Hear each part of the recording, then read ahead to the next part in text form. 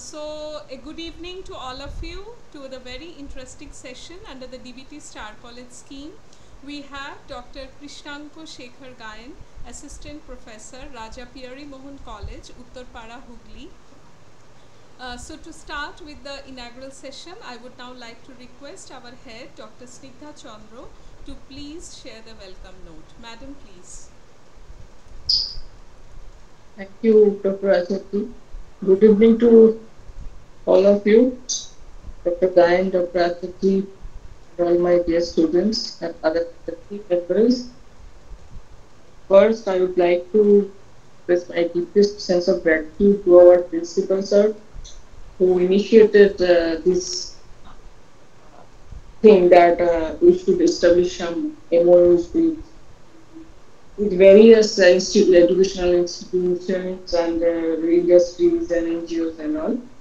So, as a part of that and also part of DBT Star College scheme, we are having this session today. Thank you, Dr. Gayan, for your time. I won't take much time. I'd like to stop here and request Dr. Acharjee to introduce the.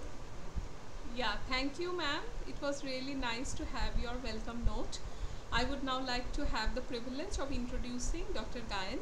So Dr. Gayan completed his BSc Honours from Presidency College, Kolkata, and MSc from University of Calcutta with the Organic Chemistry specialization. He obtained his PhD in 2014 from University of Calcutta under the guidance of Professor Dilip Kumar Maiti. After his postdoctoral exposure with Professor Toshiyuki Hamura in Japan, he was recruited as the assistant professor in 2015. He qualified NET with Shyama Prasad Mukherjee Fellowship. He has also completed the WB set and the GATE examinations, and he has several renowned international publications to his credit. He has also several awards to its credit, which include Kunjo Bihari Boshak Silver Medal from Presidency College, CSIR Shyama Prasad Mukherjee Fellowship, and Young Scientist Awards by the Indian Chemical Society. So we are very privileged to have you, sir, with us. Sir will be speaking on concept of pi-MOT and its significance in pericyclic reactions. I would just like to share the note that pericyclic reaction is very close to me also, because I have been working for about 15 years on that, and we have now changed into what is known as the theoretical calculations. So it will be very interesting for me also and all of our students. So I would now like to request sir to please go on with the technical session. Sir, please. Okay, thank you. First of all, before I start the technical session, I would like to thank Principal Sir of Durgapur Government College for giving me an opportunity like this on an online platform to speak or interact with the students. Secondly, I would like to thank all the faculty members, especially Dr. Snigdha Chandra Madam, who contacted me, and Dr. Nivedita Acharjee. Now, just now, while we were talking, I came to know that she completed her PhD just in the adjacent lab where I have completed my PhD. So thank you to both of you for giving me an opportunity to interact with your students. And good evening, all my students. Let's see, this is just a faculty exchange program as it was conveyed to me. It is not like a seminar like. So if you think that if you have any query or you want me to repeat something, you can just ask me to clarify it. Okay, this is because faculty exchange means we can interchange the faculty and have a discussion on certain topics. So it is not like international symposium like that. So obviously, if you think that you have some query, something related to my slide you want to ask, you are welcome to ask me during the session. Okay, so let's start with the session. And if you find any difficulty, I am again saying, because this is only for the sake of the students. It's very simple. I will try to keep it also simple. So we will see about some mathematical calculations or how is it important to interpret pericyclic reaction with respect to this pi concept. Okay, because in organic chemistry, I don't know what semester you belong. One in particular semester you will be studying about pericyclic reactions. So I will gradually come to it. So how this background of pericyclic reaction, molecular orbital theory is helpful for us organic chemists to think about certain aspects of pericyclic chemistry that we will be just going through it. Okay, so let's move on to the slides. So I'm asking to my students, is it visible properly, the slide what I'm showing? If yes, then I can continue. Okay. Yeah, students just respond. Pratasha or Sneha. Yeah, am I audible to all of you? Yes, ma'am. You're on. Okay. Yes, they can see. Okay, okay. So I'm directly going into it. Now coming to the topic that I have selected today, that is concept of pi MOT. MOT is molecular orbital theory and its significance in pericyclic reactions. Now, just I will be going through the basics. What do you mean by the term atomic orbitals? We all know that as a chemist or as a student of chemistry, that we have several elements in the periodic table, and each and every atom has different type of orbitals like s, p, d. Now depending on the quantum number, we will be having 1s, 2s, 3s, and they have different shapes, different nodes. Okay, so atomic orbitals, in terms of quantum mechanics, we define them by a wave function, right? That is like psi, phi, this we use in quantum mechanics. Now what exactly this phi square means? We have learned in lower classes as well as in graduation courses, that is chi square is nothing but the probability of finding an electron within a particular space that you are concerned. Now other characteristics of phi is it may be positive or negative. Like you see there is a diagram given here. I don't know whether the cursor is visible or not. So in this diagram I have drawn and given you a picture of p orbital, where one portion is shaded or a plus sign is given. That means the value of this phi is basically positive or negative, means it shows the phase of the orbital. Next is, if you just concentrate at the middle portion of this p orbital, there is a point where this phi becomes 0, and we define this part as node. And the last but not the least point, what is written, that this is how we represent. Now this is very common during the unit that we have studied in chemical bonding, whether it is organic or in organic portion. We have drawn with different type of the shapes of orbital, and we have designated by this type of shaded and unshaded portion. Is it clear to everyone? I think. Okay. Now moving on to the next step, that is coming to the molecular orbital. Now when this atom combine, we all know that it leads to the formation of molecules. So what will happen? The atomic orbitals will interact among the elements or among themselves, that is the participating atoms, and they will produce a molecule. So now the orbital that is being generated will be called as molecular orbital, or simply MO.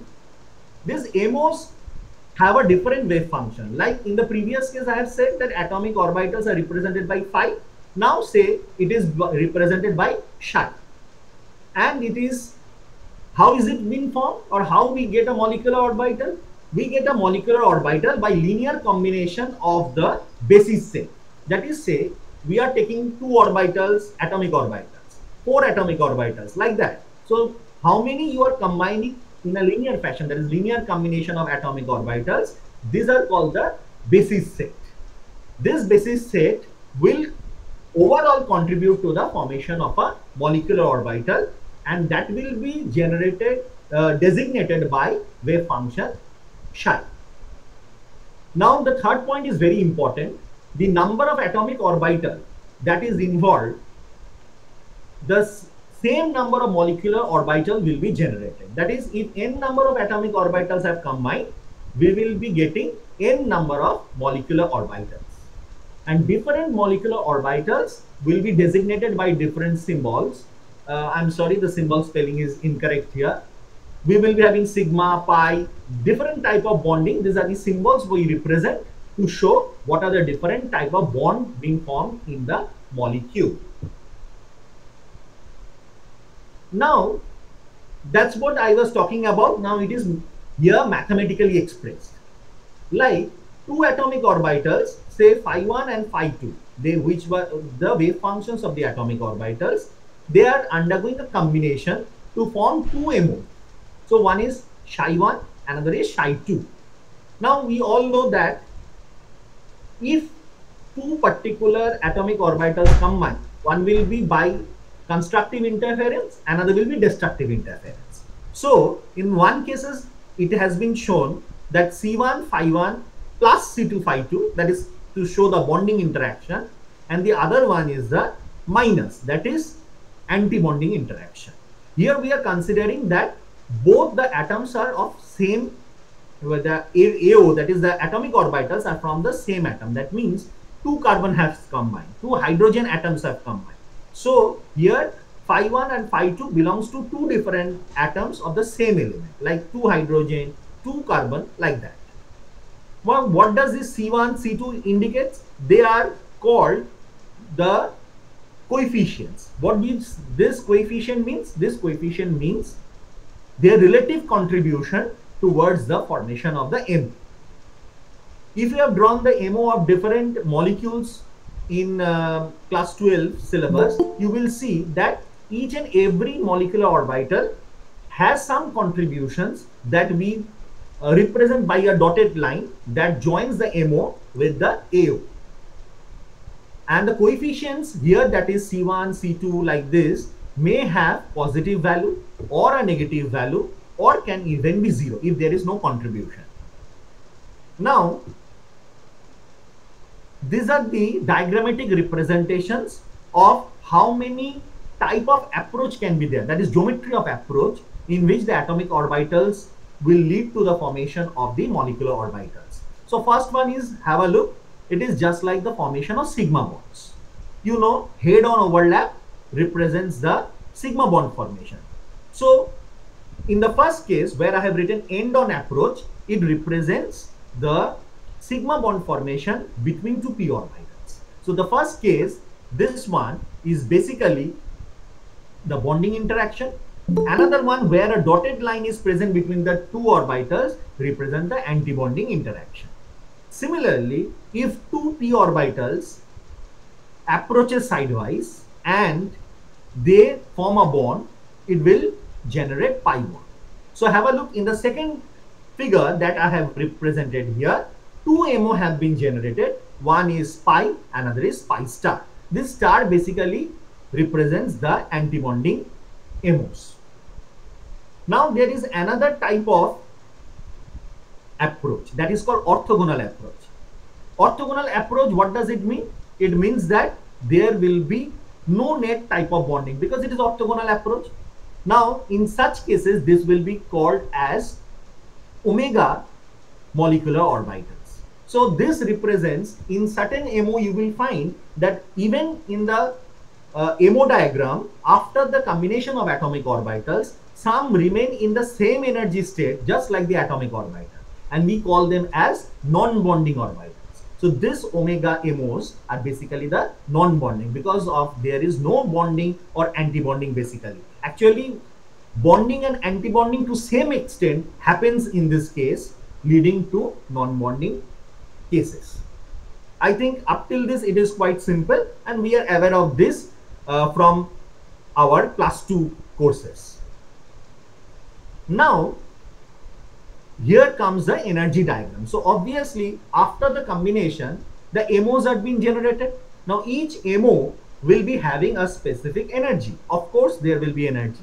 That's why when we draw the MO diagram, we always draw the energy axis to show in what order the energy of the orbitals increases. Without this energy axis, we always emphasizes in the class that if you don't mark this arrow, you will be marked 0, because without that energy arrow or the increasing order of the energy, if you do not mention in your script, it means nothing because the energies are not clear. So this is the energy expressions of the sigma orbitals. Actually, sigma orbital means the electron present in that orbital will be having this energy. Here you see there are certain terms like alpha, beta and S. Now what does this alpha mean? Alpha means it is called Coulomb integral. Coulomb integral means it is the energy of isolated atomic orbital. Another term is beta. Beta is called the resonance integral. What does it mean? It means it is the energy of interaction of the two atomic orbitals. And what does this S represent? S represent the overlap integral. Greater the overlap, greater will be bonding. So here three terms governs the energy of the particular orbital. Here the sigma and the sigma star, that is alpha, beta and S. Now what are the features of this alpha, beta and S? See, alpha and beta both are negative terms. That is, whatever the value is there, but they will be having negative sign. So if they have a negative sign, that means alpha plus beta in the previous expression will be obviously of lower energy than, indicating a lower energy of sigma, because alpha plus beta will be having lower value compared to alpha itself. And when you are calculating alpha minus beta value, since both are negative, so it becomes greater than alpha. So that's why alpha plus beta is the bonding one, because after the combination to atomic orbitals, two MO will be generated. One will be of lower energy, one will be of higher energy. So the lower energy, we say in general it is stabilized. In chemistry, stabilized means decrease in energy. So obviously alpha plus beta having an energy less than the isolated atomic orbitals energy, that is alpha. So it is stabilized. That's why it comes down. And alpha minus beta, that is the energy is greater than the isolated atomic orbital, so it will be raised in energy. Just in the next slide I will show you diagrammatically, because if it was in an offline mode we could have used board and it will be of more interesting, but okay, I will be showing you by a diagram. And what does this S means? I said it is an overlap integral. What is this overlap integral? It is said that it is just like a function of an internuclear distance. How much distance is there between the two nucleus? And the value of S will be ranging between 0 to 1. So obviously if it ranges from 0 to 1, so 1 plus S will be greater than the value of 1 minus S. So in one cases, like in the previous slide, if I move on to the previous slide, here 1 plus S is there, and another case is 1 minus S. So in this case, if 1 plus S is greater, that means denominator is greater. So it will be lower in energy. Like that, we can compute and evaluate the value. And energy associated with sigma star is slightly greater than the sigma because of this contribution from 1 plus S and 1 minus S. Now if you see the diagram, just what I have said, see, this is one atomic orbital, this is another atomic orbital. After combination, bonding level comes down since alpha plus beta, and this is alpha minus beta, higher energy, so it is being raised. In the denominator, we have two other parameters, 1 plus S and 1 minus S. Due to this X distance and Y distance varies slightly. So here it is mentioned Y is greater than X. Now this, how much greater or how much lesser than the difference value between the X and Y, it will be dependent on the value of S, because it ranges from 0 to 1. Depending on that value, we can evaluate how much stabilization or how much the antibonding is destabilized specifically for a particular molecule will be there. Now coming to the next one, now we are more interested in organic molecules. So in an organic molecule, sigma bond will be there. So we are more interested in pi, because the title of my slide or the presentation was concept of pi MOT. So just like I have discussed about the sigma bond formation and they are having certain energy, similarly we can compute also how the energy of pi orbitals are dependent. In this case, S is assumed to be 0.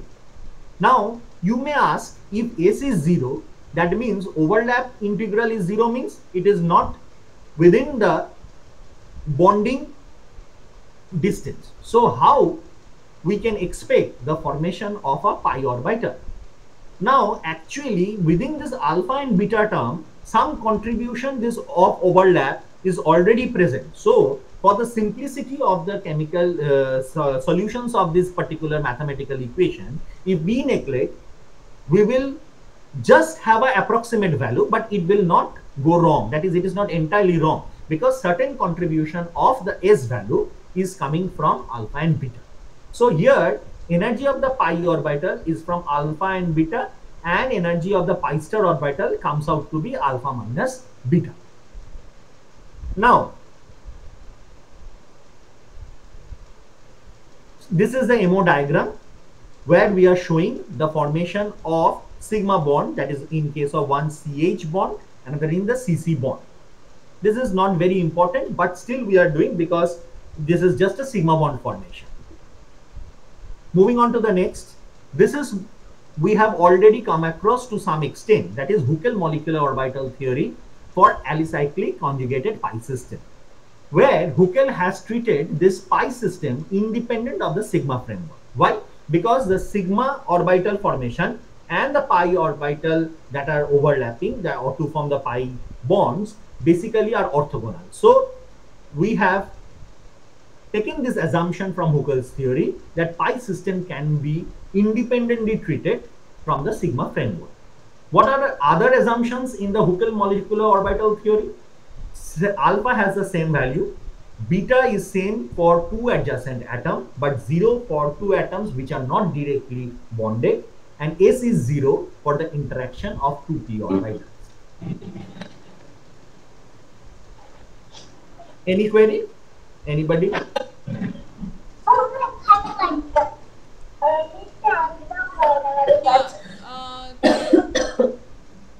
Okay, No, coming sir. to Huckel molecular orbital theory, this is the equation for the linear combination of p orbitals. অর্থাৎ p orbital গুলো যখন overlap করছে to form the pi bonds, this is the basis set we are using, where the molecular orbital form is represented by psi j is the linear combination of the contribution from each of the p orbital with certain coefficients, where the value of j starting from 1, 2, 3 and it will continue. This is a very important equation. Without this equation, we generally draw the MOs. It is quite perfect, no doubt. But if you use this equation, it will be very, very accurate and it will give an insight about our pericyclic reaction in certain cases. Now, this is the formula, mathematical formula for to calculate the coefficients to which the atomic orbitals are having the contributions towards the formation of MOs. And this EJ represents the energy of the particular MO. These equations are called Coulson's equation. It was solved or proposed by him. Now, say for an ethylene molecule, you have already done ethylene molecule in MO theory. Just have a look. These are the two linear combination. That is, for the formation of one MO, we are having two particular p orbitals. Why? Because ethylene molecule has two carbon. So two carbon means two p orbitals will sidewise overlap to form one pi. So C11 represent the coefficient, that is the contribution of phi 1 on the MO psi 1. So it is 1, 1. Similarly, C12 means contribution of the atomic orbital psi 2 on the molecular orbital psi 1. So C1, 1, the first one indicates the MO nomenclature and the second one or two represents the coefficient of the atomic orbital. Similarly, psi 2 will be there. Now here we have represent both as plus. Why? It is not contradictory to the one I have shown you that one will be plus, another will be minus. That is, one is constructive interference, another is a destructive interference.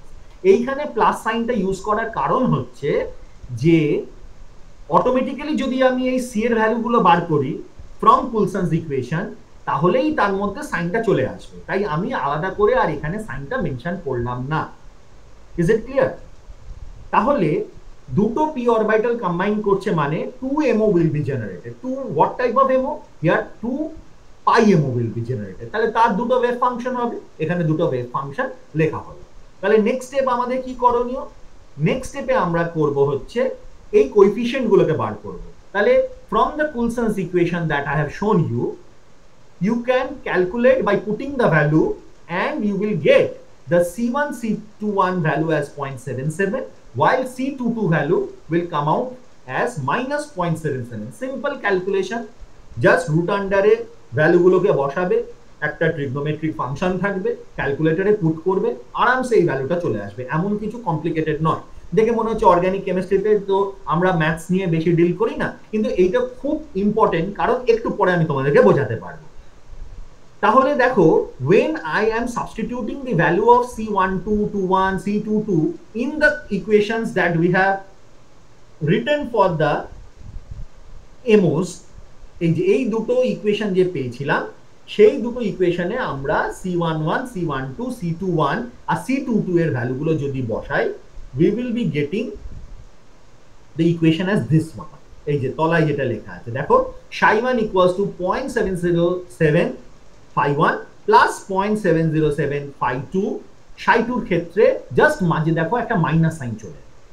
এইবার যখন তোমরা এমও থিওরিতে এই ethylene মলিকিউলের পাই ডায়াগ্রামটা এঁকেছিলে, তোমরা কিন্তু P orbital গুলোর size একই হাইটে রেখেছিলে, এবং এইখানেও দেখো কন্ট্রিবিউশনটার ভ্যালুটা আসছে যে সবকটা ভ্যালুই সেম।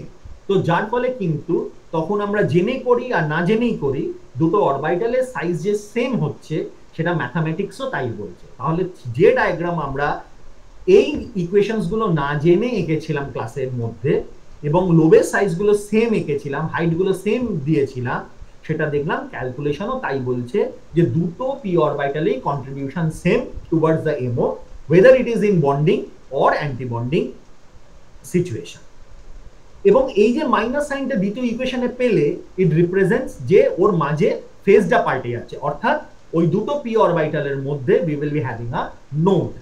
ছবি আঁকলে আমরা বুঝতে পারবো। এই হচ্ছে ছবিটা।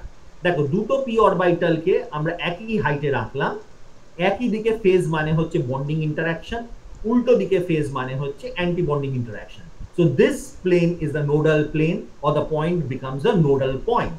তাহলে এর যদি এইরকম আঁকাটা হয়, এইটাই আমরা এঁকে এসেছি, তাহলে কুলসন বা হুকেল থিওরি থেকে যা যা ক্যালকুলেশন করলাম, it leads to the same result that we have done in our class. এর যদি এমোর এনার্জি গুলো ক্যালকুলেট করো, দেখো alpha plus beta, alpha minus beta এলো। এবার কে বলতে পারবে আলফা প্লাস বিটা বড় না আলফা মাইনাস বিটা? স্টুডেন্টদের মধ্যে যে কোনো একজন বলো তো দেখি, যে ভ্যালুটা কার বেশি, আলফা প্লাস বিটার বেশি না আলফা মাইনাস বিটার বেশি? যে কেউ একজন বললে হোক, একটা ইন্টারঅ্যাকশন তো হোক। স্টুডেন্টসরা একটু আনমিউট করে বলার চেষ্টা করো। হ্যাঁ, যে কোনো একজন বলো, কোনো অসুবিধা নেই, যা মনে হচ্ছে। শুধু মাথায় রাখবে আলফা প্লাস আলফা আর এবং বিটা দুটোই কিন্তু নেগেটিভ টার্ম, যাই ভ্যালু বসাই না কেন তার সামনে একটা মাইনাস সাইন আছে। তাহলে আলফা প্লাস বিটার ভ্যালুটা বেশি হবে না আলফা মাইনাস বিটার ভ্যালুটা বেশি হবে? যদি স্যার এক্সপ্লেন করেছেন ওটা একটু ভাবো। ভয় পাওয়ার কিছু নেই, এটা পরীক্ষা নয়, জাস্ট একটা ইন্টারঅ্যাকশন। ইন্টারেক্ট করো।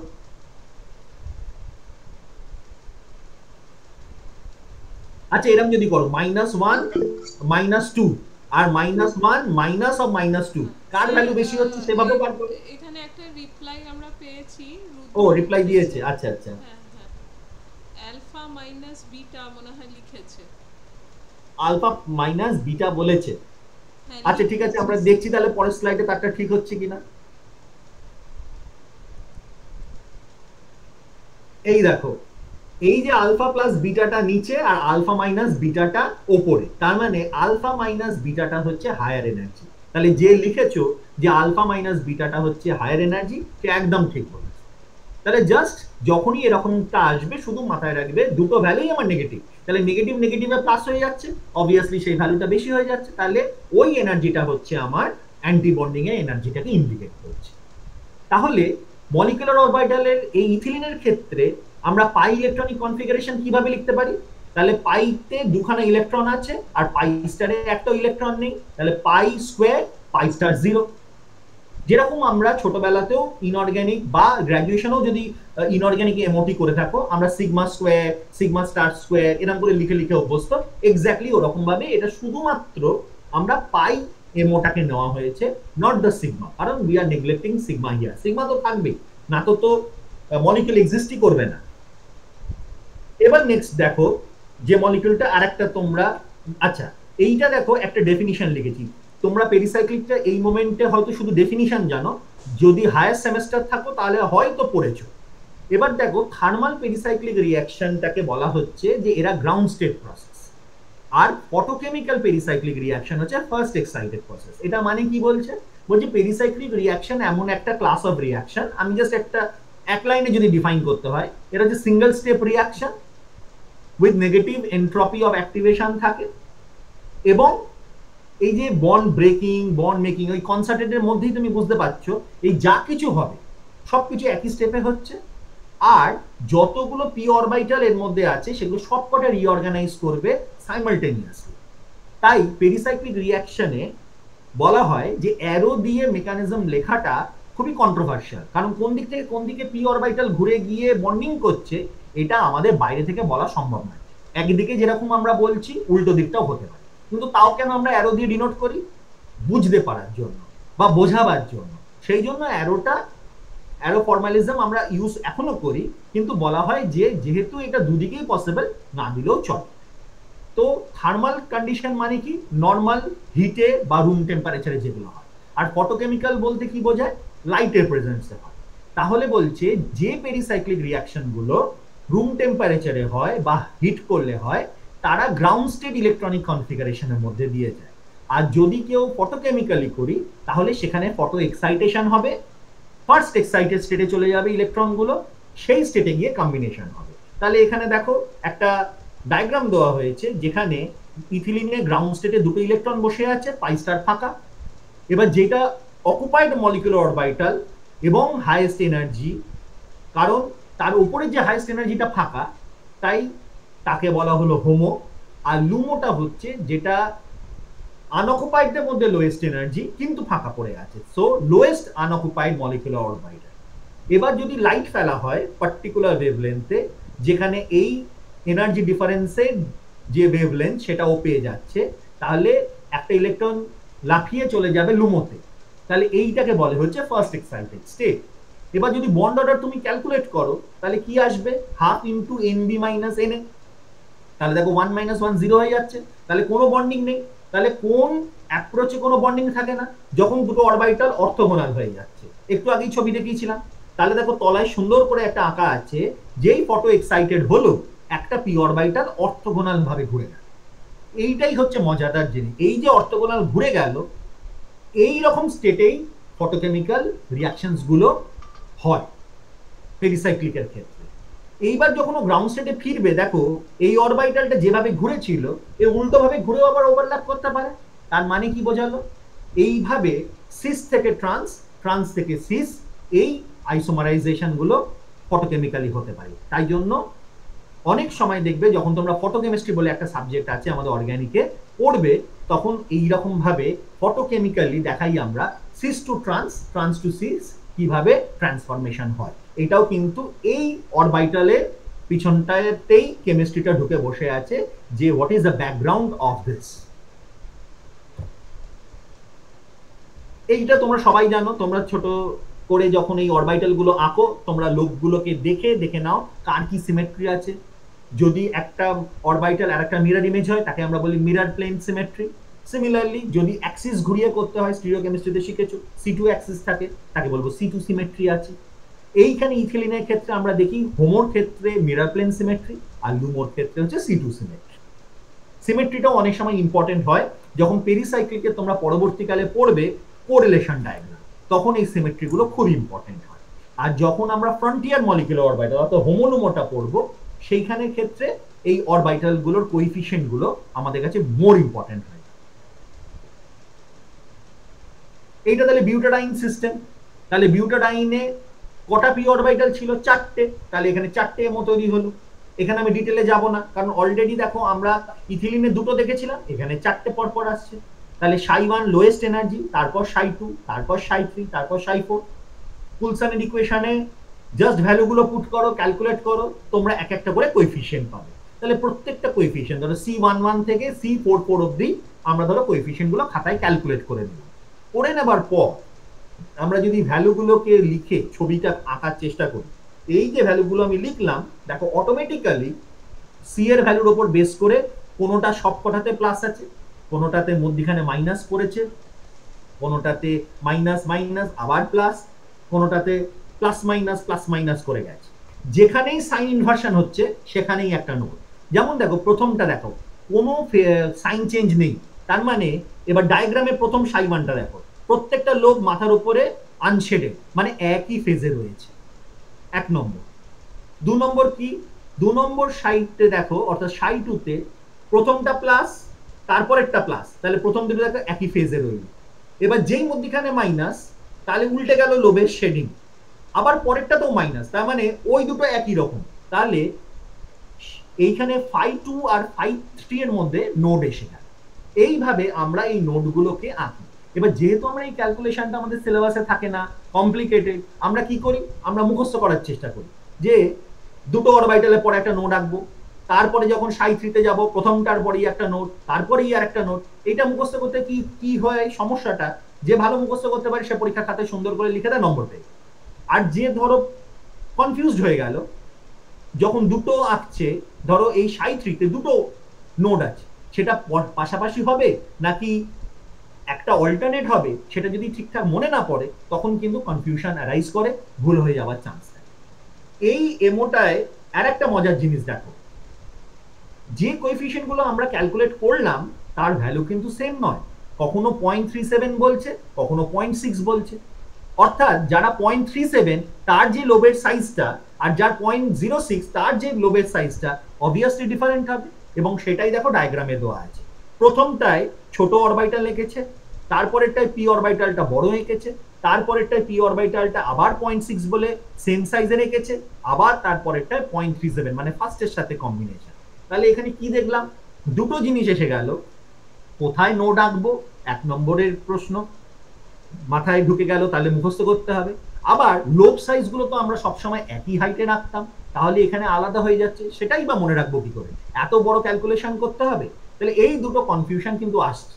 এবার তোমরা যে এমও গুলো আঁকো তাতে যেহেতু লোবের সাইজ গুলো খুব একটা ইম্পর্টেন্ট থাকে না, তাই ওটা কোনো ভুল হচ্ছে না, তোমরা যা আঁকছো একদম ঠিক আছে। কিন্তু আমার প্রেজেন্টেশনের স্লাইডে যে সেকেন্ড লাইনটা ছিল না, পেরিসাইক্লিক রিঅ্যাকশনের সিগনিফিকেন্স, ওইটাকে বুঝতে গেলে কিন্তু এই কোএফিসিয়েন্ট গুলো দরকার। ঘাবড়াবার কিচ্ছু নেই, এটা কিভাবে মুখস্থ না করে ক্যালকুলেশন না করে করা যেতে পারে এটারও আমি একটা টেকনিক লাস্টে শেখাবো। তাহলে এনার্জি ডায়াগ্রামটা সুন্দর করে এখানে এঁকেছে, এনার্জি ভ্যালুগুলো আমরা সেই কুলসনের ইকুয়েশন থেকে ক্যালকুলেট করে ফেললাম। এগুলো জাস্ট সিম্পল ক্যালকুলেশন, এমন কিছু কঠিন নয়। জাস্ট আমরা তাহলে অরবিটাল গুলো আঁকলাম। তাহলে এর কি দেখলাম, দুটো বন্ডিং অরবিটাল, মধ্যখানে একটা ব্যারি সেন্টার মতো গেছে, আর দুটো anti bonding orbital molecular orbital তৈরি হলো। এবার দুটো বন্ডিং অরবিটালই ফুললি ফিল্ড আপ। এবার এই দুটোর মধ্যে অকুপাইড এর মধ্যে কোনটার বেশি এনার্জি, ψ2 এর হচ্ছে এনার্জি বেশি, তাই জন্য ওটাকে নাম দেওয়া হলো হোমো, আর ψ3টা এখানে লুমো। এগুলো তোমরা অলরেডি জানো, আশা করি কোনো সমস্যা হচ্ছে না, তোমরাও যা শিখেছো। এনার্জি ক্যালকুলেশনও এক্স্যাক্টলি তাই প্রেডিক্ট করছে। সমস্যা হবে যখন প্রেডিকশনের মধ্যে গন্ডগোল হবে, তো এখানে কোনো গন্ডগোল নেই, এখানে কোনো সমস্যা নেই। এবার দেখো সুন্দর করে এখানে ψ2 আর ψ3টা আঁকা হয়েছে। কেন আঁকা হয়েছে, কারণ তোমরা স্টিরিওকেমিস্ট্রিতে শিখেছো যে একটা কনফার্মেশন হয় তাকে বলে এস ট্রান্স এস সিস। এটা কখন হয়, পাই বন্ড আছে, মাঝে একটা সিগমা বন্ড আছে, আবার পাই বন্ড আছে। Simplest example butadiene system, 1,3 butadiene. এইবার যখন ওইটাকে এস ট্রান্স আর এস সিস আঁকছি, দুটো মজার জিনিস হচ্ছে, দেখো প্রথম পি অরবিটালটার সাথে ফোর্থের পি অরবিটাল দূরে আছে এস ট্রান্সে, আর এস সিসে কাছাকাছি আছে। এবার কাছাকাছি থাকার জন্য কি হলো, দুটো শেড যেহেতু উল্টো, অর্থাৎ অ্যান্টিবন্ডিং ক্যারেক্টার, অ্যান্টিবন্ডিং মানেই হায়ার এনার্জি স্লাইটলি, তাহলে এস ট্রান্সে যে এনার্জি লেভেলটা ছিল একটু বেড়ে গেল, হায়ারে উঠে গেল। আর বন্ডিং এ দেখো উল্টো দিকে যেটা অ্যান্টিবন্ডিং এ ছিল তার মধ্যে একটা সেকেন্ডারি বন্ডিং ইন্টারাকশন চলে এসেছে, মানে কাছাকাছি আছে বন্ডিং এর সেম ফেজে আছে বলে একটা স্লাইড স্টেবিলাইজেশন, তাই জন্য অ্যান্টি বন্ডিংটা করেসপন্ডিং যে এনার্জি ছিল এস ট্রান্সে তার থেকে এসিসে কমে গেল। এই যে দুটো জিনিস দেখলাম, তাহলে কি মজাদার জিনিস দেখো, 1,3-বিউটাডাইন একই মলিকিউল, তার ক্যালকুলেশনও একই আছে, কিন্তু সে কোন কনফরমেশনে এক্সিস্ট করছে, depending on that the energy of the HOMO LUMO is slightly different. এবং এই মজাটা হচ্ছে বলেই যারা স্পেকট্রোস্কোপি পড়েছো তারা একটু মনে করে দেখো, ইউভিতে রেড শিফটের গল্পটা এই রকম ক্ষেত্রেই আসে, যে হোমো অ্যানুলার রিং বা হেটেরো অ্যানুলার রিং এ কিরকম আমরা পাই টু পাই স্টার যে ট্রানজিশনটা হয় তার ল্যামডাটা কিরকম ভাবে ভ্যারি করে, এইটাই হচ্ছে তার background. Just have a look, এমোটা যদি আমরা ভালো করে বুঝি তাহলে কতগুলো বিভিন্ন অর্গানিকের বিষয়গুলো আমরা আরামসে এক্সপ্লেন করতে পারি যদি এইটার কনসেপ্টটা আমাদের কাছে ক্লিয়ার থাকে। আশা করছি এটা তোমরা কোরিলেট করতে পারছো যারা স্পেকট্রোস্কোপি ইউভিটা পড়েছো। নেক্সট, এটা কিছু বলার নেই, একই রকম ভাবে আমরা চেক করব কোনটার মিরর প্লেন সিমেট্রি আছে আর কোনটার সিগমা সিমেট্রি আছে, এই সরি সিগমা বলছি, C2 সিমেট্রি আছে। হেক্সাট্রাইন, এবার দেখো একই জিনিস মনে হচ্ছে বাবা একই জিনিস বারবার দেখাচ্ছে, না হেক্সাট্রাইন অবধি যাওয়ার আমার একটা কারণ ছিল, এটা আমি এক্সপ্লেন করব না, অলরেডি ইকুয়েশন দিয়ে তোমরা আমি আরামসে জানি যে ওই ইকুয়েশন গুলো তোমাদের দেওয়া থাকবে, তোমরা করতেই পারবে। হেক্সাট্রাইনে 6টা পি অরবিটাল, তাহলে 6টা এমও তৈরি হবে। এটা জাস্ট আমি এঁকেছি আমার একটা জিনিস বোঝাবার জন্য, তাই জন্য এটা আলাদা করে নতুন কিছু না, একই রকম ভাবে আসবে, ডিফারেন্ট কোএফিশিয়েন্ট আসবে। এখন তোমরা বুঝে গেছো কোএফিশিয়েন্টের উপর বেস করে অরবিটাল সাইজ বড় হবে না ছোট হবে, ফেজ যদি মানে সাইনটা যদি কোএফিশিয়েন্টের চেঞ্জ হয় সেখানে একটা করে নোড আঁকবো, ব্যাস সিম্পল জিনিস। তাহলে সেইটা দিয়েই এই পুরো জিনিসটা দাঁড়িয়ে আছে। এইবার আসলো হচ্ছে এতক্ষণ অবধি আমরা দুটোকেই পি অরবিটাল অফ কার্বন ভাবছি, এবার যদি এরকম হয় একটা পি অরবিটাল অফ অক্সিজেন আর একটা পি অরবিটাল অফ কার্বন, তাহলে কিন্তু এমোরম সুন্দর সিমেট্রিক্যাল দেখতে হয় না, কারণ পি অরবিটাল অফ কার্বনের একরকম এনার্জি, পি অরবিটাল অফ অক্সিজেনের একরকম এনার্জি, তার কোএফিশিয়েন্ট আলাদা, তার লোবের সাইজ আলাদা, তাহলে তার কন্ট্রিবিউশন একরকম। তাই জন্য এইটা বলা যে যেগুলো আমরা করছি সেটা যখন কার্বন কার্বন বা অক্সিজেন অক্সিজেন তাদের লোবের সাইজ এক, যদি তুমি ডিফারেন্ট অ্যাটম নাও তাদেরও কিন্তু লোবের সাইজ ডিফারেন্ট হবে depending on their electronegativity and other factors.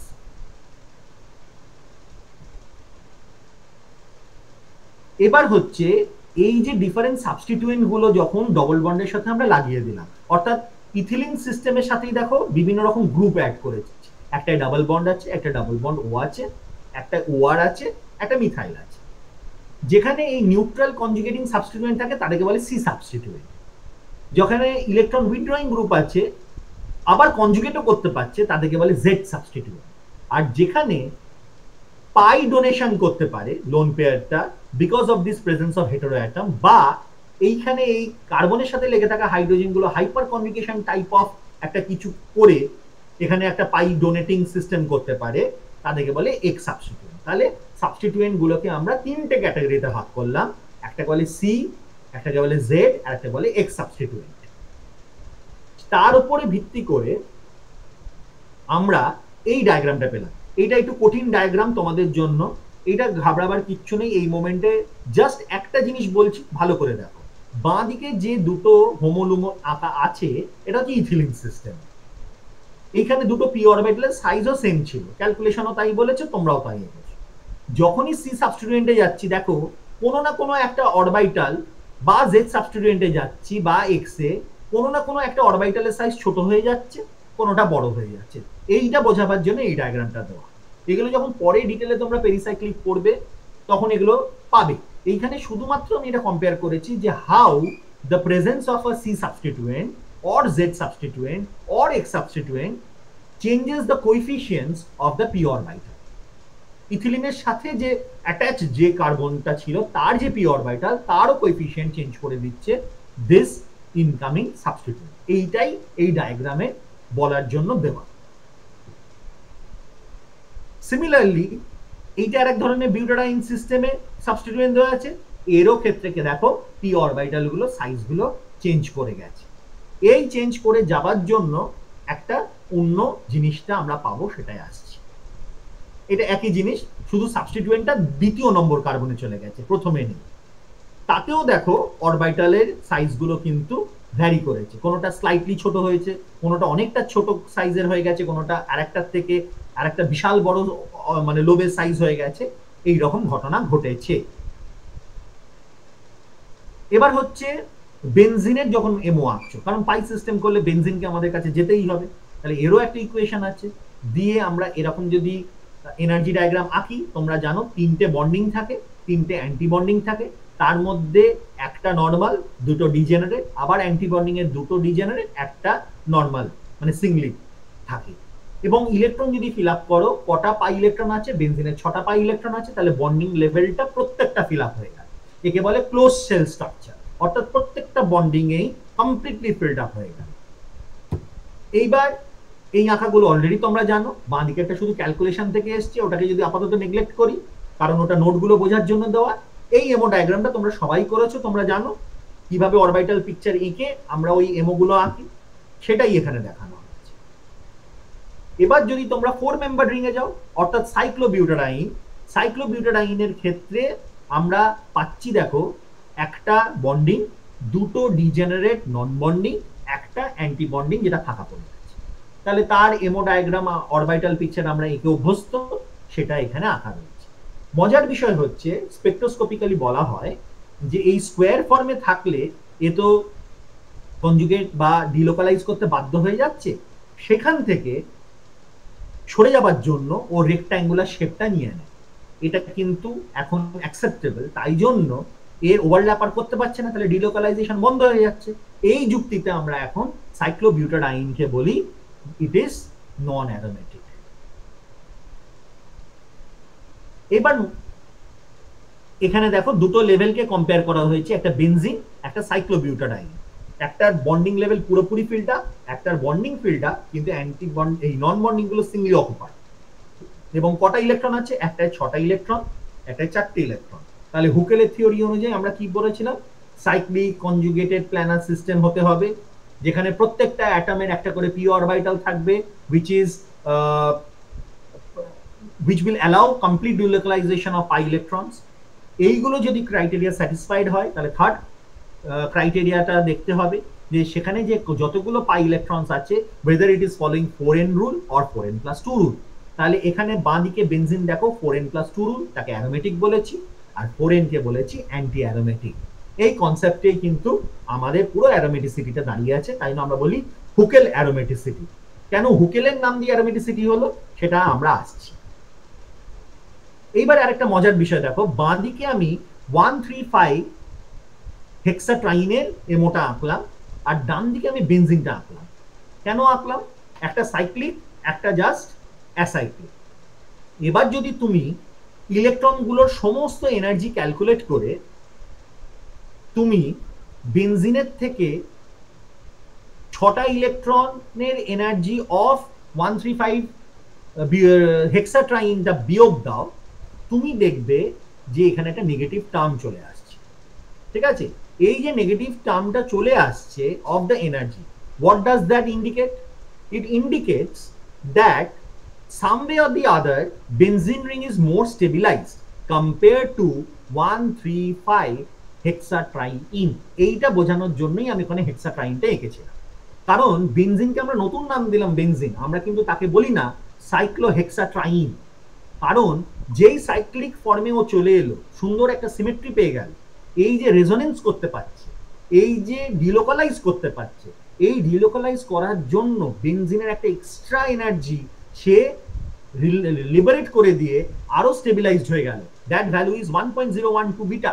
এবার বিটা হচ্ছে নেগেটিভ টার্ম, তাই ওভারঅল নেগেটিভ, অর্থাৎ system become stabilise. That's why benzene is aromatic compound and not simply a cyclic conjugate part of hexatriene। এইটা কিন্তু ভীষণ vital part, যেটার জন্য বেনজিনকে একটা ডিফারেন্ট ক্লাস অফ কম্পাউন্ডে ফেলে দিল, লাইক অ্যারোমেটিক ক্যাটাগরি। এই যে তোমাদেরকে বলছিলাম যে কি করে ওইসব ক্যালকুলেশন না করে কিভাবে আঁকা যায়, সেটা যদি শেখানো যায়, তাকে বলে নিমোনিক ডিভাইস। দেখো আমি কি করেছি, ইথিলিন সিস্টেম নিয়েছি, তাহলে ইথিলিন সিস্টেম মানে একটা পি অরবিটাল আছে আর একটা পি অরবিটাল আছে, মাঝে ধরো ডিসটেন্সটাকে আমি বললাম 1 ইউনিট ডিসটেন্স। আমি কি করলাম, ডিসটেন্সটাকে বাঁ দিকে একটু বাড়িয়েছি, ডান দিকেও আবার 1 ইউনিট বাড়িয়েছি। এইবার এমন একটা ওয়েভ আঁকলাম প্রথমের জন্য যেটা জেনারেট হবে একদম এন্ড থেকে এবং শেষে গিয়ে অ্যাটাচড হবে। কি করে বুঝবো শেষে অ্যাটাচড হবে? এটা কি লেখা আছে দেখো, সাই 1। তাহলে সাই 1 এর তলায় কত নাম্বার লেখা আছে? 1 লেখা আছে। আর এইখানে কটা স্পেস পেয়েছি? দুটো পি অরবিটালের সবকটা মিলিয়ে। অরবিটালটার আগে একটা স্পেস, মাঝে একটা স্পেস, পরে একটা স্পেস, তাহলে টোটাল 3টে স্পেস পেয়েছি। তাহলে 3/1 যদি করি, তার মানে যদি এই লাইনটাই ডটেড লাইনটা অরিজিনেট করে একদম এন্ড থেকে, কনভার্জ করবে যেখানে 3 ভ্যালু হচ্ছে, তাহলে 3 ভ্যালু মানে কি? এটা 1, এটা 2, এটা 3, মার্চ করে দিলাম। তাহলে সাই 2 এর ক্ষেত্রে কি হবে? 3/2 1.5, 1.5 মানে ঠিক মাঝখানটা। দেখো আমি তখন যে ডটেড লাইনটা দিয়ে ওয়েভের মতো এঁকেছি সেটা মাঝখানে কাট করেছি, কারণ ওটাই আমার হাফ পয়েন্ট, তাহলে ওইটাকে কাট করি। এইবার ঠিক যেখানে যেখানে আমি অরবিটাল গুলো ভেবেছি সেইখান থেকে আমি অরবিটাল গুলো আঁকলাম। এবং যদি তুমি আঁকো, তুমি দেখবে এখানে তুমি নোড এবং size of the P orbital same পেয়ে যাচ্ছ। দেখো এটা বোঝাতে পারলাম সিম্পল ডায়াগ্রামটা। এটা আরেকটা এক্সাম্পল দিলে ক্লিয়ার হবে। এটা কিন্তু একটা ইন্টারেস্টিং ব্যাপার যে আমরা যদি কখনো উইদাউট ক্যালকুলেশন অরবিটালের সাইজটা কি হবে এবং নোডটা কোথায় হবে বুঝতে চাই, this is a very interesting device. Mnemonic device কাকে বলে? এমন একটা টেকনিক যেটাতে হয়তো কোনো ক্যালকুলেশনের ভিত্তি নেই, কোনো কিছু লজিক সেরকম ভাবে নেই, জাস্ট একটা মোটামুটি এমন একটা হিসেব করা হয়েছে যে যতগুলো এরকম সিস্টেম আছে সবগুলোতে ম্যাচ করে যায়, তাকে বলে নিমোনিক ডিভাইস। তাহলে এই নিমোনিক ডিভাইস দিয়ে আমরা এটা আঁকতে পারলাম। এটা আরো ঠিক হচ্ছে কিনা পরের সিস্টেম দিয়ে বুঝতে পারবো। দেখো এখানে বিউটাডাইন সিস্টেম এঁকেছি। এবার তাহলে 4টে লোক মানে মাঝে 3টে গ্যাপ, দুদিকে গ্যাপ দুটো বাড়িয়ে দিলাম, তাহলে টোটাল 5টা গ্যাপ হয়ে গেল। তাহলে সাই 1 এর ক্ষেত্রে টোটাল 5টা গ্যাপ, 5 ডিভাইডেড বাই সাই 1, সাই 1 এ 1 আছে, 1। তাহলে যে ওয়েভটা জেনারেট করছে সে প্রথম গিয়ে ইন্টারসেক্ট করবে 5 নম্বর পজিশন বা 5 নম্বর ভ্যালু যেখানে শেষ হচ্ছে। সেকেন্ডে আড়াইতে কাট করবে, কারণ 5/2, 2টা কেন? সাই 2 থেকে 2 এসছে, আর 5 হচ্ছে 1 2 3 4 5। সিমিলারলি 3 এর ক্ষেত্রে হবে 1.67, 4 এর ক্ষেত্রে হবে 1.25। তাহলে দেখো এই নিমোনিক ডিভাইসটা দিয়ে আরামসে যদি আমরা রাফে আঁকতে পারি, তাহলেই দেখতে পাচ্ছি without any calculation, without any idea about all this complicated equations, without calculator আমি আরামসে নোড এবং অরবিটালের সাইজ পেয়ে যাচ্ছি, যেটা আমাদের পেরিসাইক্লিক রিঅ্যাকশনের সময় আমরা ইউজ করতে পারি। দেখো এটা কি ভালো লাগলো? এটা তোমাদের কি ইউজফুল হবে কাজে? স্টুডেন্টদের কি মনে হচ্ছে? মুখস্থ করাচ্ছে তো এটা সহজ হয়ে গেল যে আমরা আরামসে আঁকতে পারবো যে নোডটা কোথায় থাকছে। এবং এখানে একটা মজার জিনিস দেখো যে নোডগুলো যে একদম দুটো পি অরবিটালের ঠিক মাঝখান দিয়ে পাস করবে এরকম কিন্তু কোনো গ্যারান্টি নেই। এরা কিন্তু কোনো অ্যাটমের কাছাকাছি দিয়েও পাস করতে পারে, সেটাও কিন্তু এখান থেকে ক্লিয়ার।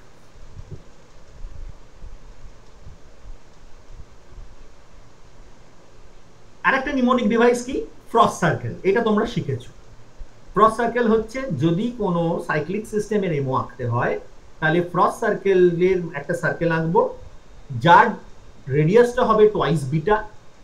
সেই সেন্টারটা যেটা সেখানে হচ্ছে আলফা লাইনটা থাকে, সেখান থেকে 2 বিটার নিচে আমরা সাইক্লিক কম্পাউন্ডে কোনো একটা অ্যাপেক্স বা ভার্টেক্সকে ঠেকাবো।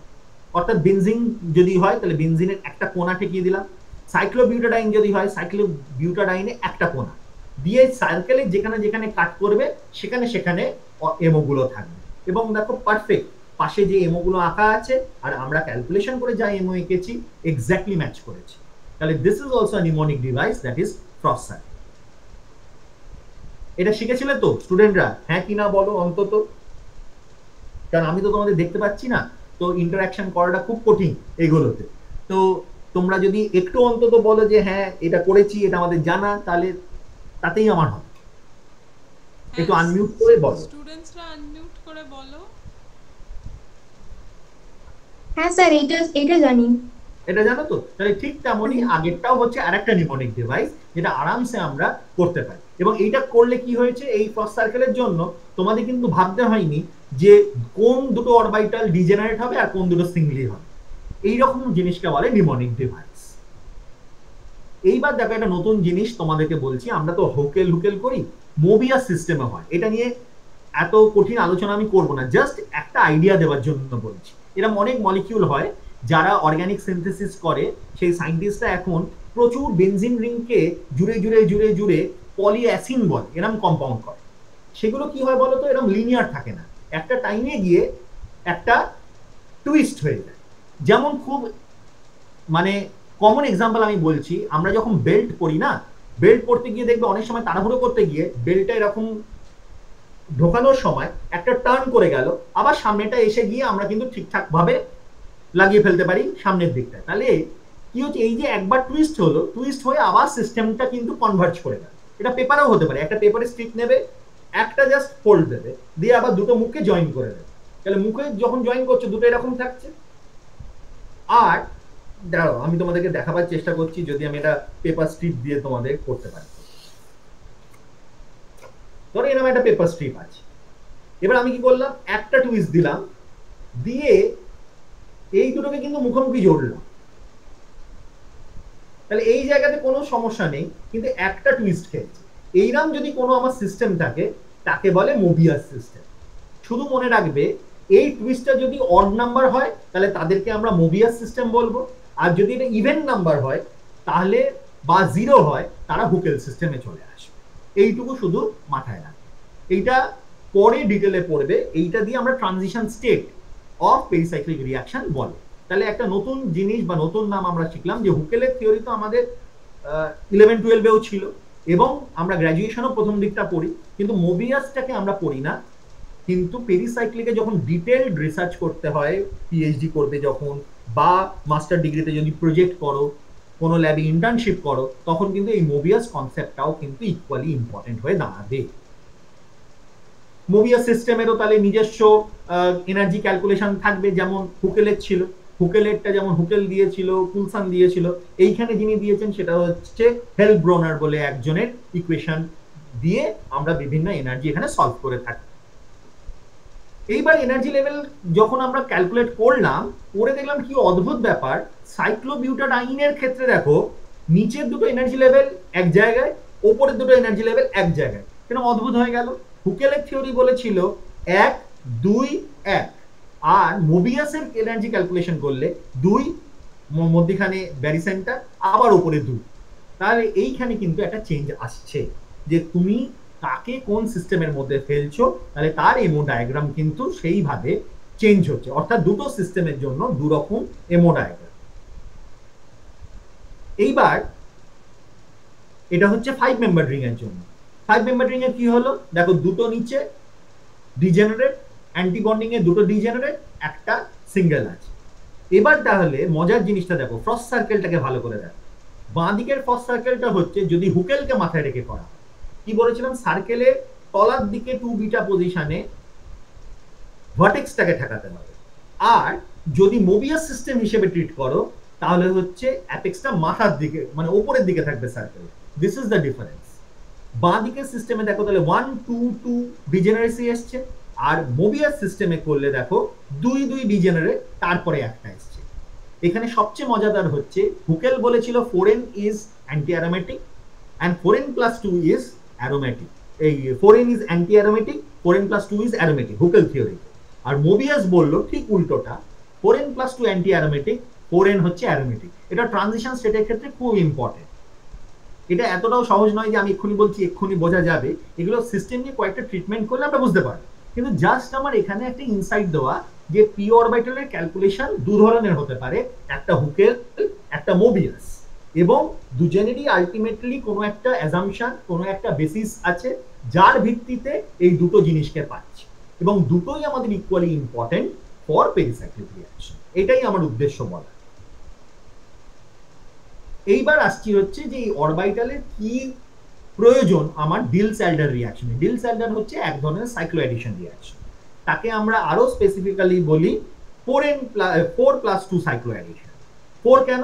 একদিকে 4টে কম্পোনেন্ট আছে, আরেকদিকে দুটো কম্পোনেন্ট আছে, এরা কম্বাইন করছে, তাই 4+2 অর্থাৎ 4 পাই ইলেকট্রন একদিকে 2 পাই ইলেকট্রন আছে, দিয়ে একটা সাইক্লিক সিস্টেম তৈরি হয়। এই জায়গায় দাঁড়িয়ে দেখো এখানে অরবিটাল গুলো আঁকা হয়েছে, খুব ভালো কথা। এখানে কি হয়েছে, বিউটাডাইন সিস্টেমের অরবিটাল গুলো আরামসে সিএম ফেজে আমাদের পাই সিস্টেমের সাথে ইন্টারঅ্যাক্ট করেছে, তাহলে এখানে কোনো রকম কোনো টুইস্টিং নেই, কিচ্ছু নেই। তাহলে আরামসে আমি এটাকে বললাম কি যে এখানে কোনো সাইন ইনভার্সন হচ্ছে না, অরবিটাল উল্টে যাচ্ছে না, কিচ্ছু হচ্ছে না। তাহলে সাইন ইনভার্সন 0 মানেই এ হচ্ছে হুকেল সিস্টেম। হুকেল সিস্টেম মানেই টোটাল কটা ইলেকট্রন হয়ে গেল, 6টা ইলেকট্রন, তার মানে অ্যারোমেটিক। তাহলে অ্যারোমেটিক জিনিস আমাদের নরমালি ফেভারেবল অর্থাৎ থার্মালি ফেভারেবল হয়ে গেল এই রিঅ্যাকশনটা। তাহলে কিভাবে দেখতে পাচ্ছ ট্রানজিশন স্টেটে অরবিটালের ইন্টারঅ্যাকশন এবং সেখান থেকে সেই ট্রানজিশন স্টেটে কিভাবে এই অ্যারোমেটিক কনসেপ্টটা পেরিসাইক্লিকে হেল্প করে তার একটা উদাহরণ আমি এখানে ছোট্ট করে দেবার চেষ্টা করব।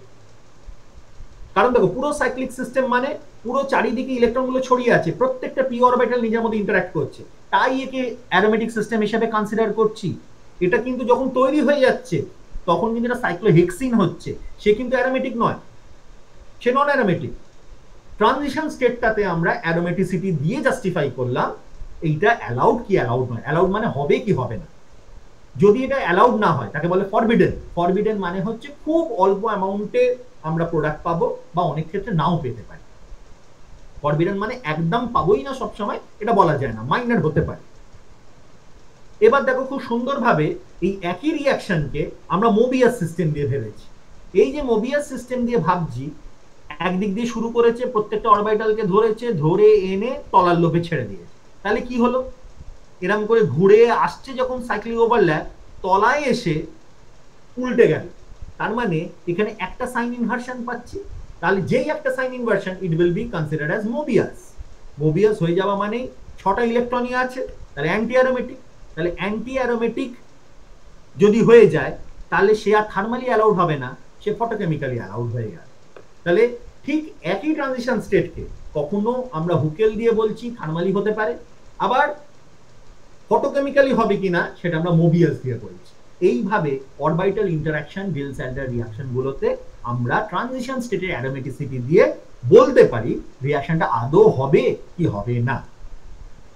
দেখো আমি 100 বার বলছি যে একবারে এটা পুরো রপ্ত করাটার আমার উদ্দেশ্য না, জাস্ট আমি বোঝাতে এসেছি যে দেখো অরবিটালের যে এই যে আমরা লোব সাইজ ইন্টারঅ্যাকশন এগুলো দিয়ে কিভাবে আমরা জিনিসগুলোকে প্রেডিক্ট করতে পারি। তোমরা আপাতত শিখছো যে এগুলো করা যায়, এরপর যখন ডিটেল স্টাডি করবে তোমরা আরামসে নিজেরাই পারবে। আর একটা এক্সাম্পল 2+2 সাইক্লোঅ্যাডিশন। আরামসে এখানে দেখো ডটেড লাইনটা করেছি, কোনো রকম কোনো সাইন ইনভার্সন নাই, তাহলে হুকেলে চলে গেলাম। কটা পাই ইলেকট্রন, 4 পাই ইলেকট্রন, অর্থাৎ অ্যান্টি অ্যারোমেটিক, তাহলে থার্মালি হবে না, এইচ নিউতে অ্যালাউ। যেটা পেরিসাইক্লিকে থার্মালি হয় না সেটা ফটোকেমিক্যালি হতে পারে, আর যেটা ফটোকেমিক্যালি হয় না সেটা থার্মালি হতে পারে। তাহলে এইটাকেই দেখো যখন আমরা এরকম ঘুরিয়ে পেঁচিয়ে জিওমেট্রিটাকে একটুখানি টুইস্ট করলাম, কারণ একটা টুইস্ট না থাকলে মোবিয়াস সিস্টেম বলা যায় না। সেখানে কি হচ্ছে, একটা সাইন ইনভার্সন থাকছে, তাহলে মোবিয়াসে 4টি ইলেকট্রন মানে অ্যারোমেটিক, তাহলে সেটা থার্মালি অ্যালাউড হয়ে গেল। তাহলে এ বলেছে ফটোকেমিক্যালি অ্যালাউড, আর যদি এরকম টুইস্ট হয়ে যেত তাহলে থার্মালি অ্যালাউড হতে পারত, মোবিয়াস বলছে। তাহলে দেখো একই রিঅ্যাকশনের justification from 2 different model leads to same result and same outcome, দুটোই একই জিনিসই প্রেডিক্ট করছে। এইবারে একটু আগেই তোমায় দেখিয়েছি লোব সাইজ গুলো কিভাবে চেঞ্জ হচ্ছে। তাহলে যদি পেরিসাইক্লিকে এইরকম যদি দুটো পার্টিসিপেটিং কম্পাউন্ড থাকে, একটা 4 পাই ইলেকট্রন, একটা আমাদের 2 pi electron with ex substituent একটা জেড সাবস্টিটিউয়েন্ট, তাহলে অরবিটালের সাইজ গুলো আমি ওই ছবি থেকে এঁকে নিয়েছি। আঁকার পর দেখো এইটা বড় সাইজের লোব, এটা বড় সাইজের লোব, তাহলে large overlap and small overlap is always favorable than large small overlap। তাহলে আরামসে এই ওভারল্যাপটা ফেভারেবল হবে, তাহলে অর্থ ওরিয়েন্টেশন অর্থাৎ এই দুটো পাশাপাশি থাকবে। আর উল্টো করে যদি করে তাহলে large small which is not favorable which leads to meta orientation, তাই জন্য এটা মাইনর প্রোডাক্ট। তাহলে এই যে অরবিটাল কোএফিশিয়েন্ট গুলো অরবিটাল ওভারল্যাপের সাথে রিলেটেড, যেটা দিয়ে কিনা রিজিও সিলেক্টিভিটি অফ ডিল-স্যান্ডার রিঅ্যাকশনটাও আমরা জাস্টিফাই করতে পারি। তাহলে এইটা খুব সুন্দর একটা এক্সাম্পল যে এই এক্স আর জেড ওয়ালা যে দুটো কম্পাউন্ড নিলাম এরা পাশাপাশি থাকবে নাকি মেটা পজিশনে থাকবে, আরামসে এখানে আমরা করে দিতে পারি। এরকম আরেকটা এক্সাম্পল হচ্ছে যখন সাবস্টিটিউয়েন্টের পজিশনটা পাল্টে দিলাম, একই জিনিস। চার্টের থেকে তুমি লোব সাইজ গুলো এঁকে নাও বা ক্যালকুলেট করে দেখে নাও কার লোব সাইজ বড়, তাহলে যেখানে বড় লোবটা তার সাথে কাউন্টার পার্টের বড় লোবটার ওভারল্যাপ করো, তাহলেই যে প্রোডাক্টটা হবে সেটাই মেজার। ইনফ্যাক্ট এখানে দেখা যায় এখানে প্যারা অ্যাডাক্টটা হচ্ছে মেজার, কারণ large large small small interaction হচ্ছে বা ওভারল্যাপ হচ্ছে rather than large small small large. So this is the regioselectivity in Diels-Alder reaction. তাহলে দু ধরনের দেখলাম, একটা মেটা প্রোডাক্ট মাইনার অর্থ প্রোডাক্ট মেজার, এখানে প্যারা অ্যাডাক্টটা হচ্ছে মেজার। এটা যদি প্যারা অর্থ আমরা অ্যারোমেটিক সিস্টেমে বলি, এখানে হচ্ছে বলছে হচ্ছে ওই রকম ভাবে ওরিয়েন্ট হয়ে আছে বলে, এটা কিন্তু এক্স্যাক্টলি প্যারা এক্স্যাক্টলি মেটা তা নয় কিন্তু। এবার জেনারেলি দুটো পাই বন্ড থাকা মানে কি, দুটো পাই বন্ড থাকা মানে সে হচ্ছে ডোনার, আর সিঙ্গেল পাই বন্ড মানে সে হচ্ছে অ্যাকসেপ্টার। এখানে দেখাচ্ছে যে কার হোমো কার লুমো পার্টিসিপেট করে। জেনারেলি আমরা যখন পড়ি স্টুডেন্টদেরকেও বলি, তোমরাও দেখেছো যে HOMO of a diene and LUMO of a dienophile participates in a reaction. এখানে দেখো জাস্ট ওরা হোমোলুমোর এনার্জিগুলোকে দেখিয়ে বলেছে যে একদম ঠিক কথা, হোমো অফ 4 electron স্পিসিসটা ইম্পর্টেন্ট, দ্যাট ইজ ডাইন, আর LUMO of the 2 electron system that is ডাইনোফাইলটা কাজে লেগেছে। তাহলে এইটাই আমরা শিখেছি, তাই একে বলে normal electron demand Diels-Alder reaction. এটা হচ্ছে normal. Majority of the reactions Diels-Alder reaction এভাবেই হয়, যে হোমোটা যেটা আমরা কনসিডার করি that is of the butadiene, আর লুমোটা হচ্ছে আমাদের ডাইনোফাইল। কখনো কখনো উল্টে যেতে পারে depending on the substituent on the counterpart. তখন দেখা যায় এই যে ডাইন পার্ট, ডাইনের লুমোটা কাজে লাগছে আর ডাইনোফাইলের হোমোটা কাজে লাগছে, তাহলে আমাদের কনসেপ্টের ঠিক উল্টোটা, কিন্তু রিঅ্যাকশন হবে। একে তখন বলে inverse electron demand Diels-Alder reaction. অর্থাৎ যেটাকে আমি হোমো দিয়ে ইন্টারঅ্যাক্ট করছিলাম লুমোর সাথে, এখন উল্টে গেল because of the substituent. Basically হচ্ছে ওই লোবের ইন্টারঅ্যাকশন আর এনার্জি কারা কাছাকাছি আছে। দুটো অরবিটালের মধ্যে ওভারল্যাপ তখনই ভালো হবে when they are energetically closer। দূরে দূরে হলে কিন্তু ওভারল্যাপ ভালো হয় না। যেমন ধরো ক্লোরিনের সাথে কার্বন আর ফ্লুরিনের সাথে কার্বনের পি অরবিটাল ওভারল্যাপ যখন হয়, আমরা এগুলো শিখেছিলাম যখন তোমরা অ্যাসিডিটি পড়ছিলে, যে অ্যাসিডিটি অফ প্যারা ফ্লুরোফেনল প্যারা ক্লোরোফেনল, তখন দেখবে ওই মাইনাস চার্জটা কে স্টেবিলাইজ করতে পারছে তার উপরে ভিত্তি করে তার অরবিটাল ম্যাচিং হচ্ছে কিনা আমরা বলেছি হচ্ছে স্টেবিলাইজ হবে কি হবে না। সিমিলারলি এখানেও কিন্তু সাইজ ফ্যাক্টরগুলো ইম্পর্টেন্ট, অর্থাৎ দুজন যদি ক্লোজার থাকে সাইজে বলো বা এনার্জিটিকে বলো, এনার্জির দিক দিয়ে বলো, সেই ওভারল্যাপ ভালো হয়, সেই বন্ডিং ভালো হয় এবং সেইটা ফিজিবল হয়। এইখানে উল্টে যাচ্ছে বলে এটাকে ইনভার্স ইলেকট্রন ডিমান্ড বলা হয়। তাহলে যদি সাম আপ করি কি কি শিখলাম, এওর কনসেপ্ট মানে অ্যাটমিক অরবিটাল, এমোর একটা ধারণা পেলাম, এনার্জি লেভেল, অরবিটাল পিকচার এগুলো তোমরা জানো, আমরা ক্যালকুলেশনের মাধ্যমে শিখলাম। হুকেল মলিকুলার অরবিটাল থিওরিটা একবার জাস্ট রিভাইজ করলাম, সেখান থেকে হুকেলের কনসেপ্ট এলো অ্যারোমেটিসিটি। মোবিয়াসের একটা সিস্টেমের কয়েকটা এক্সাম্পল আমরা শিখলাম, যে এরকম একটা অ্যারোমেটিক সিস্টেম থাকতে পারে যেখানে 4n হয়ে যাচ্ছে অ্যারোমেটিক আর 4n+2 হয়ে যাচ্ছে অ্যান্টি অ্যারোমেটিক, এবং এদের পুরো কন্ট্রিবিউশন অরবিটাল গুলোর বলো, কোএফিসিয়েন্টস গুলো বলো, কি করে অরবিটাল ইন্টারঅ্যাকশন এবং রেডিওসিলেক্টিভিটি গুলো ইম্পর্টেন্ট হয়ে দাঁড়াচ্ছে। আর একদম শেষে Diels-Alder দুটো টাইপ শিখলাম, সেটা হচ্ছে নর্মাল ইলেকট্রন ডিমান্ড আর inverse electron demand Diels-Alder reaction. তো থ্যাংক ইউ সবাইকে জানাচ্ছি। তোমাদের যদি কোনো প্রশ্ন থাকে তোমরা অবশ্যই করতে পারো, ইউ আর ওয়েলকাম। হ্যাঁ, স্টুডেন্টসরা আনমিউট করে স্যারকে কোশ্চেনস করতে পারো, দ্যাট উইল বি এন যে কোনো কোয়েশ্চেন তোমাদের কোনো নির্ভাবনাই করতে পারো, এরকম ভাবার কিছু নেই যে এই প্রশ্নটা করা যায় কিনা বা লোকে কি কি ভাববে, ডোন্ট থিংক সো মাচ। যদি তোমার কিছু মনে হয় you can ask. Hello sir, I am Asmita Mondal.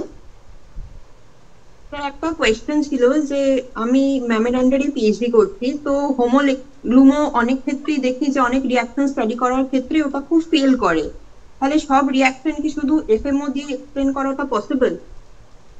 না, দেখো এটা ম্যাডাম খুব ভালো করেই জানেন যে এফএমও প্রত্যেকটা থিওরিরই কিছু না কিছু লিমিটেশনস থাকে, তাই জন্য আমাদের বাধ্য হয়ে অনেক সময় আমরা ডিএফটি দ্বারস্থ হই। কারণ থিওরিটিক্যাল ক্যালকুলেশন না করলে আলটিমেটলি পুরো পিকচারটা কিন্তু আমরা বুঝতে পারি না। এবং যেটা সমস্যা সেটা হচ্ছে ইলেকট্রনের সংখ্যা এত থাকে। দেখো এখানে আমরা ইন্ডিপেন্ডেন্টলি ট্রিট করেছি, বারবার বলছি, আমরা অনেক কিছুকে নেগলেক্ট করেছি, শুধু হোমোলুমোটা ভাবছি, কিন্তু একটা সিস্টেমে কি শুধু হোমোলুমো ছাড়া কি আর কিছু নেই? তাহলে প্রত্যেকটা ইন্টারাকশন যদি আমরা বুঝতে না পারি, সেখানে কিন্তু সত্যি একটার উপরে বেস করে প্রেডিক্ট করা ভেরি ডিফিকাল্ট। কিন্তু প্রিলিমিনারি ক্ষেত্রে মেজর যেখানে যেখানে ম্যাচ করে যাচ্ছে, উই আর সাকসেসফুল। তাই জন্য কিন্তু আপনি যখন ওই রিসার্চে গিয়ে দেখছেন যে যেখানে যেখানে কাজ করতে গিয়ে আটকে যাচ্ছে, এইটাই হচ্ছে সমস্যা, যে প্রত্যেকটা ইন্টারাকশনে, মানে ইনফ্যাক্ট আমিও আমার রিসার্চের সময় দেখেছিলাম যে ডিএফটি ক্যালকুলেশনও কিন্তু আমাদের অর্গানিক মলিকিউল, একটু কমপ্লিকেটেড মলিকিউল ফেল করে যাচ্ছে। মানে আমি প্রেডিকশনই করতে পারছি না এই হোমো লুমো বা আরো কিছু ট্রানজিশন স্টেট। তো যেখানে ফেল করছে সেখানে অবভিয়াসলি ওই আমার কাছে ওই এক্সপেরিমেন্টই ভরসা, যে weather I am getting any product or not, and the most logical explanation of it based on that. মানে এটা আমিও দেখেছি, এটা সবসময় একদম পারফেক্টলি এক্সপ্লেন করা খুব কঠিন when system becomes complicated। আর এই যে এখানে আমি বলছি অনেক জায়গায় হয় প্রচুর ধরনের রিজিও আইসোমার্স তৈরি হয়। মানে আমি তো এখানে দেখাচ্ছি দুটো হচ্ছে হচ্ছে, মানে সাইক্লো এডিশনের ক্ষেত্রে বিভৎস রকম এমন সংখ্যায় রিজিওস আইসোমার্স তৈরি হয় যে separation to some extent becomes too difficult. মানে আমরা যারা এই রিঅ্যাকশন গুলো করে দেখেছি, মানে আমরা নিজেরা জানি ইট ইজ কোয়াইট ডিফিকাল্ট। মানে রিয়েলি মানে সব সময় কিন্তু এই থিওরির উপরে আমরা বেস করতে পারি না। ঠিকই বলেছেন। তাহলে তখন ওটার ফাইনাল আনসার যদি আমরা বের করতে চাই, সেটার কি অপশন আউট আছে? এই অপশনটা দেখুন, সোজা কথা হচ্ছে অপশন একমাত্র যেটা আমরা চেষ্টা, কারণ আমিও দেখেছিলাম যে আমার কিছু অর্গানিক রিঅ্যাকশনের ক্ষেত্রে প্রোডাক্ট আমি পাচ্ছি, কিন্তু তাতে আমি লজিক্যালি কোনো থিওরি দিয়ে কিন্তু, মানে যেখানে একটা পুরো একদম এরকম ডেটা দিয়ে একদম কংক্রিট একটা ভ্যালু থাকবে, সেটা দিয়ে কিন্তু এক্সপ্লেন করাটা খুব কঠিন হচ্ছে। তো সেখানে আমরা ওই মানে কোয়ালিটেটিভ এক্সপ্লেনেশন ছাড়া, যে কোনো আমাদের যেরকম বিভিন্ন প্যারামিটার্স গুলো আছে, স্টেরিক ফ্যাক্টর হোক বা অন্য কোনো ইলেকট্রনিক ফ্যাক্টর হোক, সেগুলোকে দিয়ে জাস্টিফাই করা ছাড়া আমি দেখেছি সত্যি মানে থিওরিটিক্যাল ক্যালকুলেশন করে জাস্টিফাই করা হয় না সবসময়। Okay sir, thank you. আপনার লেকচারটা স্যার খুব সিম্পল এন্ড এক্সপ্লেনেবল ছিল, খুব সহজেই বোঝা গেছে। Thank you. আমি তো আসলে স্টুডেন্টদেরকে মাথায় রেখেই করেছিলাম যে অ্যাজ ইফ আমি একটা ক্লাসই নিচ্ছি, সেই রকম ভাবেই বানানোর চেষ্টা করেছি। যদিও অনেকগুলো স্লাইড হয়ে গেছে, কিন্তু আমি যদি লাস্টের দিকগুলো না দিতাম তাহলে ওদের অলরেডি পড়া, ওরা ভাবতো ওই একই জিনিস দেখতে এসছে। তাই জন্য একটু ওদেরকে একটু রিসার্চের ব্যাপারটাও বোঝানোর জন্য, যাতে ওদের ইন্টারেস্ট লাগে, একটু দেওয়া হয়েছে। ভীষণ ইন্টারেস্টিং হয়েছে, খুব ভালো, কম্প্রিহেনসিভ, ইন্টারেস্টিং আর একদম স্টুডেন্ট ফ্রেন্ডলি লেকচার হয়েছে স্যার। এক্স্যাক্টলি, একদম স্টার্ট দিয়ে শুরু করে then we are entering into the glimpse of research. Actually theory দিয়ে সব মানে এফএমও আমরা আজকাল যেটা করছি, we are actually moving away from the FMO, যেটা আমাদের ডিস্টরশন ইন্টারাকশন থিওরিও আছে, আর আমরা যেটা মলিকুলার ইলেকট্রন ডেন্সিটি থিওরি দিয়ে করি প্রফেসর ডমিঙ্গোর সাথে, সেখানে আমরা মেকানিজমটা ইলেকট্রন ডেন্সিটি দিয়ে চেষ্টা করছি। So what we are getting actually, since electron density is a physically measurable quantity, so theoretically ওটা বার করাতে আমরা দেখছি যে FMO থেকে somewhat, not to the same extent, মানে same diastereomeric রেশিওটা দিচ্ছে না, but qualitative implications গুলো কিছুটা হলেও we can just find out. So it was really nice. Electron density দিয়ে এক্সপ্লেনেশনটা বলছেন মোর ভ্যালিড হচ্ছে এখন। হ্যাঁ, মানে অ্যাকচুয়ালি ইলেকট্রন লোকালাইজেশন ফাংশন বা ELF ইউজ করে পুরো মেকানিজমটা আমরা ফর্মুলেট করতে পারছি। তো এইটাই মানে আমাদের যেটা প্রশ্ন অনেক সময় রিভিউয়ারদের সাথে যেটা হয়, মানে ওর পিএইচডিতেও অনেক সময় আমরা সেটা করি, she is in the final year of PhD, যে এফএমও একটা দলে actually the world community has been divided. Some are advocating the FMO is applicable to all of the reactions, and some are having a rational outlook that we can apply other theories. So I think it will take decades to to get out of this notion that all theories are not applicable to all of the reactions. Some No, theories to exactly. some reaction, and depending on the reactions, I think we can apply different kinds of principles and theory to explain. So it একদমই will তাই। Madam আপনি তো ভালো করেই জানেন, দেখুন হাতে একটা আমার প্রোডাক্ট আসছে মানে একদম। সেটা তো একটা রিয়েল এক্সিস্টেন্স আছে, তাহলে যেটা এবার তার থিওরির ব্যাকগ্রাউন্ডটা যেটা আমরা দিচ্ছি ওটা তো একদম কি বলবো মানে মানে খাতায় কলমে, তাহলে সেইটা আদৌ কোন জায়গায় অ্যাপ্লিকেবল হচ্ছে কিনা, হ্যাঁ সেইটা তো এরকম হতেই পারে একটা থিওরি আর একটা মানে match more applicable than the other for case to case, এটা হতেই পারে। এক্স্যাক্টলি একদম, মানে it was really a comprehensive one. আর আমার যেটা ভালো লাগলো ওদের এমএসসি তে হুকেলের কিছু পোরশনস গুলো আছে। সো আর আচ্ছা, একদম ফার্স্টে যেটা আপনি বললেন ওই এমও দিয়ে পুরো দুটো সাইজে ক্যালকুলেশন গুলো ওগুলো বিএসসি তে আছে, যেহেতু আমাদের ওই সিবিসিএস থেকে এখন এনসিসিএফ সবার ক্ষেত্রেই হয়ে গেছে। তো it was amalgamation of actually BSc, then MSc, and then some glimpses of research was there. It was a very much comprehensive one. So thank you sir for the nice thank you. lecture. যদি স্টুডেন্টদের একটু ভালো লেগে থাকে তো খুব ভালো। আর এটা কি বলুন তো, ফিজিক্যাল মোডে যদি হতে পারতো তাহলে আরো ভালো ইন্টারাকশনটা হতো, Exactly কারণ sir. সবসময় সামনাসামনি স্লাইডের থেকে বোর্ডে তো আমরা বেশি কমফোর্টেবল হই এবং Exactly, ওরাও sir. কোরিলেট করতে পারে। হ্যাঁ, হ্যাঁ। আর এখানে কিরকম হচ্ছে মানে স্ক্রিনের সামনে বকবক করে যাওয়া, তো আমরাও বুঝতে পারছি না যে স্টুডেন্টদের কেমন লাগছে, এটা একটা সমস্যা But হয়ে হ্যাঁ looking at the faces is in the class is the most interesting thing. মানে আমিও সেটা ক্লাসে Absolutely, গিয়ে এটা বুঝতে absolutely. পারি। So whenever we look into the actually face of the students, that is the best thing we can get as a teacher. Absolutely absolutely. Yes. So আমরা আপনাকে actually কলেজে ইনভাইটও করতে চাই। So actually due to paucity of time actually we have to conduct this না, না, না, only একদম, under একদম, the ঠিক আছে। DBT star. And যদি it কোনোদিন was so সময় সুযোগ হয় আমি nice. এমনিই যাব, Yes, কারণ sir. And আমি শুনেছি যে কেমব্রিজ ডিপার্টমেন্ট, হ্যাঁ একবার আমার ইচ্ছা আছে। yes sir, and we will be arranging You are welcome sir, যখন আপনার একটু সময় আপনি হবে সময় বলবেন। করে Thank you, ma'am. আমরা সব অনলাইন লেকচারসেই আমরা স্পিকারদের রিকোয়েস্ট করি যে আমাদের আপনারা যদি একটু টাইম দেন তাহলে আমাদের স্টুডেন্টসরা একটু অন্য ফ্যাকাল্টি মেম্বারসদের সাথে এক্সচেঞ্জ করে নলেজটা অনেকটা এনহ্যান্সড হবে আর কি। একদম So it will একদম be good একই জিনিস দুজন পড়ালেও একটু তো আলাদা হয়, একদম অনেক সময় এইটাই আমরা চাই, মানে আমরাও চেষ্টা করি এগুলো যে ফ্যাকাল্টি এক্সচেঞ্জ করে যে আমরা যেরকমই পড়েছি একই টপিক হোক না তাতে কি হয়েছে, কিন্তু যদি স্টুডেন্টের ভালো লাগে ওটাই আমাদের কাছে আসো। একদম একদম একদম। আর আমাদের অ্যাকচুয়ালি তিনটেই আছে, we have BSc, MSc as well as PhD, and there are scholars also. So আমাদের স্কলার্সরা BSc, MSc and PhD students actually work together under the Star College scheme. So it is a Okay. yeah, they work together. It was so nice to have you sir. If there are no any questions, I think it is already 8:21. So we can just wind up the একটু session. বড় হয়ে গেছে প্রেজেন্টেশনটা জানি, It কিন্তু was good. It was good. It was very nice and comprehensive one. Sir, a study material can we have so that we can distribute to our students? Definitely definitely Yes, sir. এটা তো আমিও কোনো না কোনো বই থেকেই আমি নিয়েছি। সবচেয়ে ভালো এখন বই একটা বেরিয়েছে আমার স্যারের, ডক্টর দীপক কুমার মন্ডল, হ্যাঁ এলসভিআর পাবলিকেশনে, আচ্ছা দেখবেন ওনার স্টিরিওকেমিস্ট্রি এবং পেরিসাইক্লিক বেরিয়েছে, প্রচন্ড দাম এলসভিআর এর বলে। আপনাদের যদি ফান্ড থাকে কলেজে ওই দুটো কিন্তু রাখার মতো অ্যাসেট, ওকে মানে ডেফিনেটলি ভীষণ ভালো।